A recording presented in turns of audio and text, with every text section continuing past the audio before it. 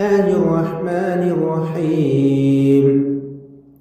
والشمس وضحاها والقمر إذا تلاها والنهار إذا جلاها والليل إذا يغشاها والسماء وما بناها والأرض وما طحاها ونفس وما سواها فألهمها فجورها وتقواها قد أفلح من زكاها وقد خاب من دساها كذبت ثمود بطغواها إذ انبعث أشقاها فقال لهم رسول الله ناقة الله وسقياها فكذبوه فعقروها فدمدم عليهم ربهم بذنبهم فسواها